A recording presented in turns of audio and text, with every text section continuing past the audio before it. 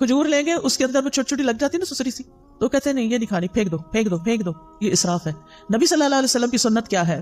آپ کے سامنے پرانی کھجور پیش کی گئی، آپ نے کھول کے اچھی طرح جائزہ لیا، سسریاں نکالی، صاف کیا اور باقی کھا لی۔ اگر کوئی لقمہ زمین پہ گر جاتا تھا تو آپ کیا کرتے تھے؟ اٹھا کے پھینک دو؟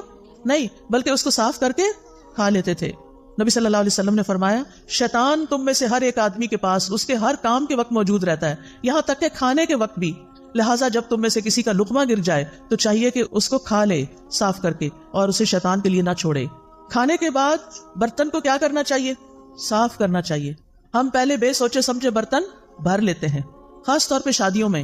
توجہ سے سنیے، یہ بات بڑی سخت تکلیف ہوتی ہے جب لوگ شادیوں پہ جاتے ہیں اور پلیٹوں کے اندر چھوٹے چھوٹے ٹیلے بنا لیتے ہیں کھانا ڈال ڈال کے، اور پھر 2-4 لقمے کھاتے ہیں، کوئی چھوٹے بچے کو ساتھ کھلایا اور باقی ساری کی ساری پلیٹ واپس۔ اس کا حساب کون دے گا؟ پہلے تھوڑا ڈال کے چکھ لیں کہ آپ کے حساب سے نمک پورا ہے یا نہیں، اور اگر پہلی دفعہ میں آپ کو ٹھیک لگتا ہے تو بس پھر دوبارہ اتنا ڈالیں جتنا آپ کو بھوک ہے کھانا ہے۔ کھانا زیادہ نہیں ڈالنا، نہ گھر میں، نہ شادیوں میں، پارٹیوں میں، نہ کسی کے گھر، کیونکہ وہاں انسان سوچتا ہے میرا کیا جاتا ہے، مجھے تو کوئی نقصان نہیں، اور کتنا کھانا ضائع ہوتا ہے۔ اور آپ کو پتا ہے کہ آپ ہی کے شہر میں کتنے لوگ رات کو بھوکے سوتے ہوں گے، آپ نے ان کے حصے کا بھی منگا کے پکا کے ضائع کر کے بنوں میں پھینک دیا۔ تو کھانے کے بعد برتن صاف کرنا ہے۔ اگر کسی وجہ سے بعض اوقات اندازہ نہیں ہوتا، کچھ چیزیں ایسی ہوتی ہیں ان کو کھا کے جلدی پیٹ بھر جاتا ہے، تو پھر اس کھانے کو الگ نکال لیں۔ اگر کوئی بلی وغیرہ ہے اس کو ڈال دیں، اگر کوئی چاول وغیرہ ہے اپنے گھر میں ایک ایسی کنالی رکھ دیں، کوئی ایسی ڈش رکھ دیں کہ جس میں بچا ہوا کھانا جا کے ڈال دیں، پرندے آئیں گے وہ کھا کے چلے جائیں گے، آپ کو ثواب ملے گا۔ میں تو جب روٹی خود بناتی تھی تو پیڑے کا آٹا ہوتا ہے نا، وہ اگر ہاتھوں کو لگ جاتا تھا تو میں اس کے لیے الگ برتن رکھتی تھی، اور صبح سے رات تک جتنے بھی اس کے اندر ہاتھ سے اترا ہوا آٹا جمع ہوتا تھا وہ شام تک چھوٹی چھوٹی سوئیاں بن جاتا تھا سوکھ کے، پھر میں اس کو چڑیا کو ڈال آتی تھی، کیونکہ ذرے کا بھی وزن ہوگا نا قیامت کے دن کے نہیں، ذرے کا وزن ہے نا۔ فَمَن يَعْمَلْ مِثْقَالَ ذَرَّةٍ خَيْرًا يَرَهُ وَمَن يَعْمَلْ مِثْقَالَ ذَرَّةٍ شَرًّا يَرَهُ۔ شر کیا ہے؟ ضائع کرنا۔ خیر کیا ہے؟ کسی کے فائدے میں لے آنا۔ اور مجھے امید ہے کہ آپ پرندوں وغیرہ کے لیے پانی بھی رکھتے ہوں گے۔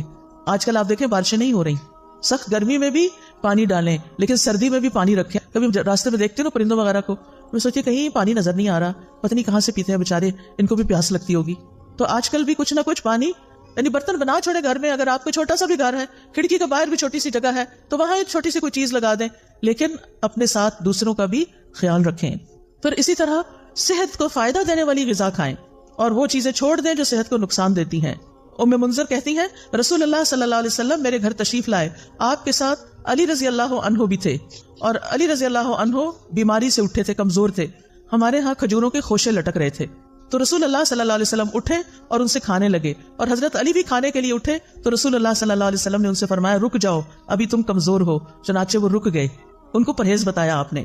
ام منذر کہتی ہے میں نے جو اور چکندر پکائے ہوئے تھے وہ آپ کی خدمت میں پیش کیے تو آپ نے فرمایا اے علی یہ لے لو، یہ تمہارے لیے زیادہ فائدے کی چیز ہے۔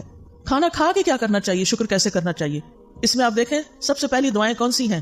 کھانا کھانے کے بعد کی دعائیں، ایک نہیں کئی دعائیں ہیں۔ آپ نے پتہ کیا کرنا ہے؟